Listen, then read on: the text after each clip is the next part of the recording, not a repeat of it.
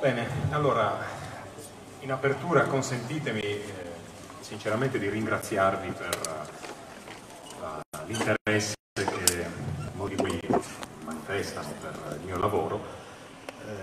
Gratitudine questa che, devo dire, è proporzionale in un certo senso anche allo stupore che io provo per l'interesse piuttosto diffuso, anche generalizzato, verso il mio lavoro. Un lavoro di ricerca, se vogliamo, anche abbastanza settoriale, abbastanza tecnico. E quindi ho riflettuto sulle ragioni di questo davvero grande interesse che mi viene da più parti manifestato. Tanto più devo dire che, quindi faccio come Vittorio Alfieri, mi tolgo subito la parrucca per consentirvi di calpestarla senza che me la strappiate di testa. Tanto più che, devo dire, il mio stile comunicativo non è proprio quello della divulgazione, ecco, quindi anche questo desta in me un certo stupore. Però questo stupore si è trasformato proprio in questi giorni in una riflessione sulle possibili ragioni per cui un argomento come quello che io tratto può attrarre l'interesse di un pubblico vasto. E in fondo devo dire che la risposta che mi sono dato è che la ragione è esattamente, con tutta probabilità, la medesima per cui io stesso sono così interessato, mi appassiono così tanto alle questioni della storia della religione romana arcaica.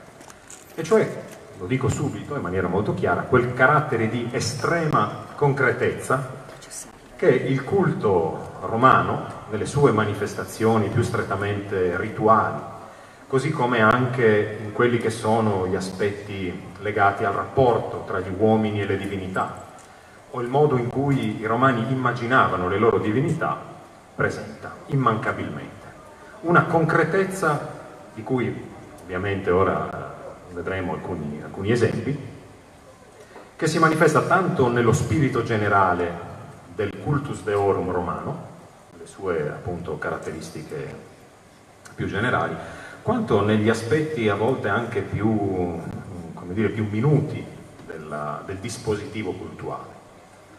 Una concretezza che ci affascina, credo di poterlo dire in maniera generale, proprio perché è qualcosa che non appartiene alla percezione contemporanea del religioso. Percezione contemporanea del religioso che, diciamo così, è legata, vorrei essere il più preciso e delicato possibile anche mentre parlo di qualcosa che, come dire, riguarda l'esperienza profonda, l'esperienza autentica delle persone, riguarda la sfera della psicologia fondamentalmente, cioè la percezione del sacro e la dimensione della spiritualità è vissuta fondamentalmente dall'occidentale contemporaneo come qualcosa che riguarda il foro interno, diciamo così, la dimensione dell'esperienza intima, dell'esperienza in qualche modo psicologica. E quindi ci stupisce, ad esempio, scoprire che la religione degli antichi romani di fatto era un sistema, diamo subito una definizione che può avere valore generale di questo antico culto, ma che poi vedremo può essere estesa anche in maniera generalizzata a tutti i cosiddetti culti arcaici. Non era altro il cultus deorum, la religione romana arcaica, se non un sistema di regolazione dei rapporti tra la parte umana e la parte divina della civitas, come avrebbero detto i romani, cioè della collettività degli uomini, della collettività organizzata, appunto anche in senso istituzionale. Vorrei sottolineare questa formulazione particolare con cui vi ho presentato la questione, cioè si tratta proprio di due parti dello stesso sistema, della stessa civitas, la parte umana e la parte divina. Questo è testimoniato in maniera chiarissima, ad esempio, dalle fonti giuridiche.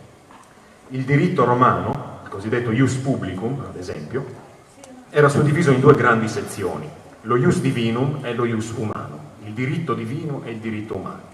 Anche gli dei sono, come dire, sottoposti al dominio della legge e Cicerone, in più luoghi della sua ampia opera, precisa formulazioni diverse, però un concetto che è fondamentale.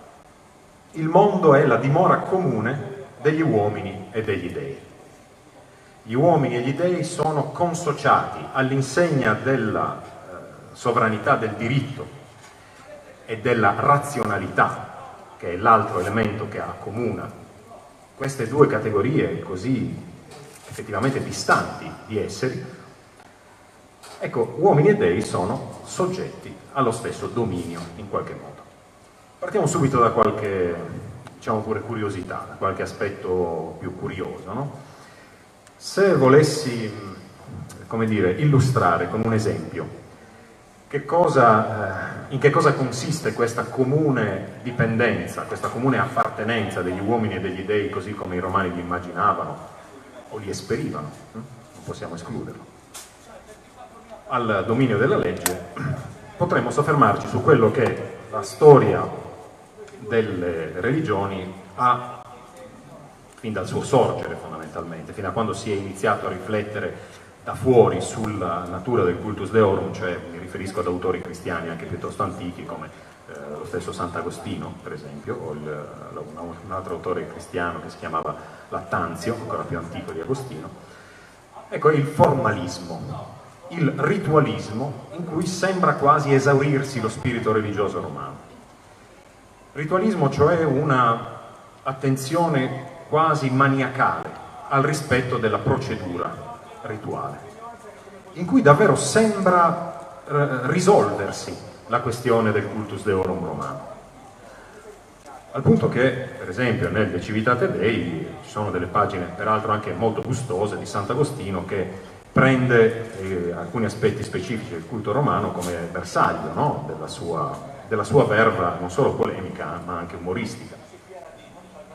Ad esempio, in una pagina piuttosto interessante cita un testo del grammatico erudito Varrone, il quale, in un'opera che oggi per noi è ampiamente perduta ma che possiamo ricostruire attraverso la cosiddetta tradizione indiretta, cioè attraverso citazioni che fanno altri autori, uno di questi è proprio Agostino, nel primo capitolo della sua opera, che si chiamava Antiquitates Rerum Humanarum et Divinarum, cioè antichità delle cose umane e divine, formula questa riflessione: l'ordine della materia procede dall'umano al divino, quindi presenterò prima le questioni che riguardano l'istituzione della collettività umana e poi le questioni che riguardano gli dei, perché in ordine cronologico e anche in ordine logico gli uomini e la civitas che essi hanno costituito vengono prima degli dei. Gli dei sono invitati all'interno del consesso degli uomini proprio dagli uomini stessi. Il concetto è questo, no?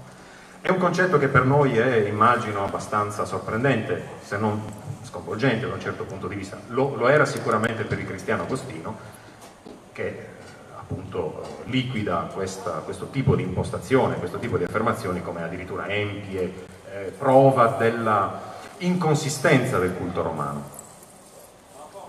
Ma a conferma proprio di questa impostazione, di questa priorità dell'umano sul divino, ad esempio possiamo richiamare una nozione strettamente legata al culto romano, in particolare al calendario.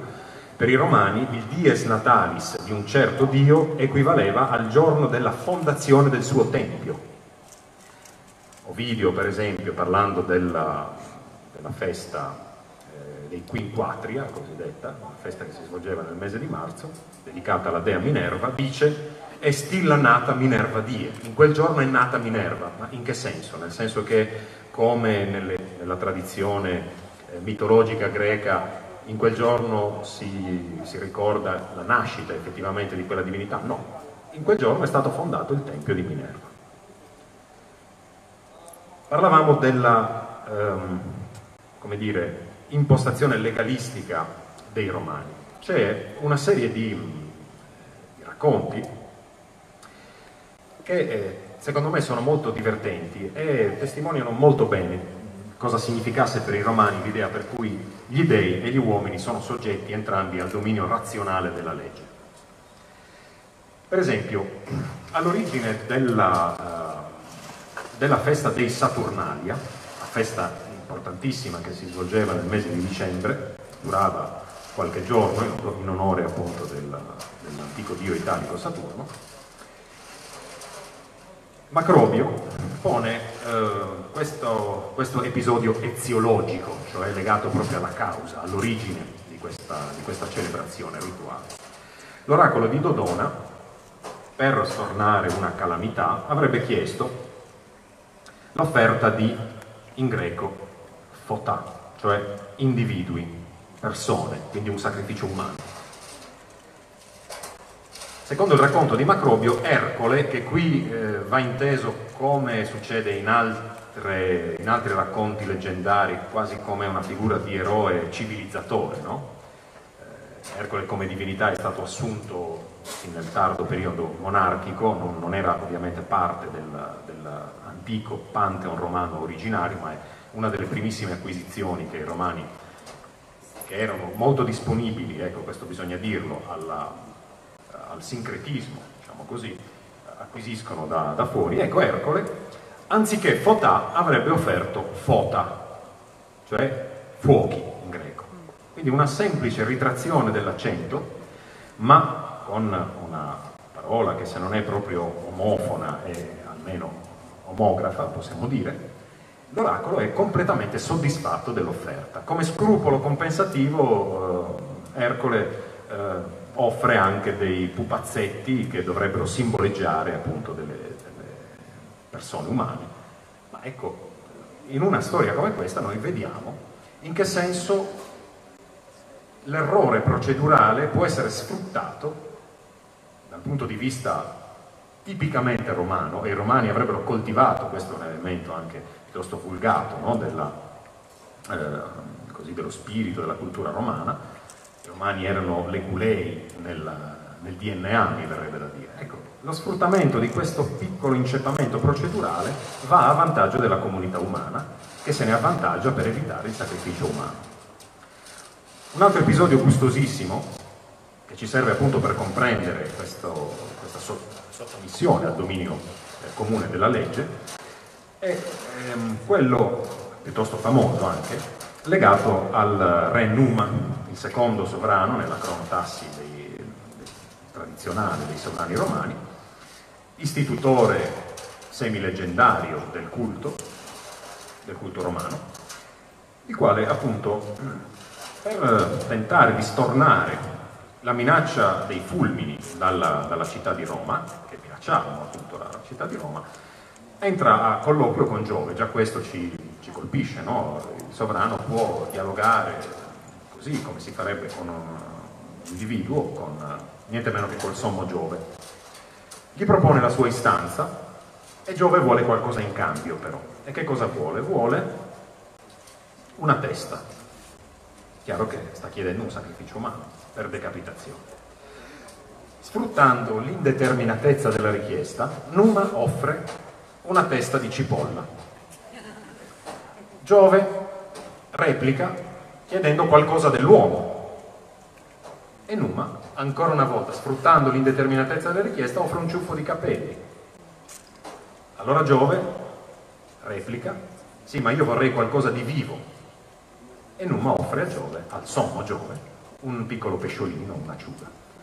Allora, a questo punto, immagino che, a meno che non conosciate il finale della storiella, di voi immaginiate che Giove abbia incenerito Numa per questa tracotanza, no? Per questa sfacciataggine estrema con cui si rapporta niente meno che al dio apicale del Pantheon romano. Niente di tutto ciò.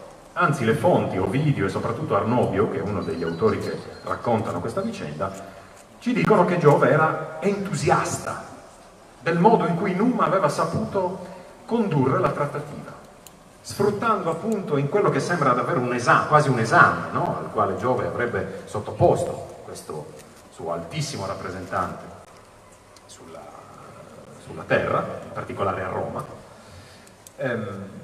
appunto questa trattativa. Sfruttare, come dire, l'imprecisione a vantaggio della correttezza procedurale era qualcosa che era previsto ed era anzi molto apprezzato dalle divinità. Prendo spunto da quella piccola correzione che ho prodotto poco prima, il mondo e Roma, per segnalarvi un altro aspetto decisivo della percezione romana all'interno del dominio della religione, del rapporto tra gli uomini e gli dei. Perché Roma, come è noto, è l'urbs, l'urbe in latino. Il mondo invece è orbis, cioè l'orbe. Allora questa vicinanza così, fonetica non è un caso in latino, ma c'è un vero e proprio apparentamento anche etimologico.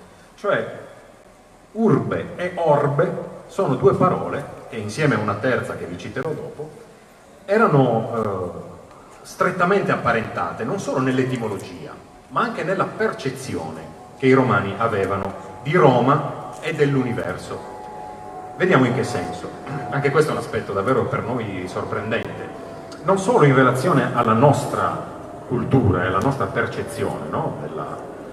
Degli aspetti anche identitari, per esempio, e del rapporto con l'alterità culturale, ma anche se consideriamo le altre culture arcaiche. Pensate, ad esempio, alle lussureggianti, mi verrebbe da dire, mitologie, saghe mitologiche greche, vicino orientali, pensiamo alle culture precolombiane, alla mitologia cinese, in cui c'è sempre quella che si chiama la cosmogonia, cioè una serie di miti relativi alla fondazione del cosmo. Ecco, Roma non ha una cosmogonia.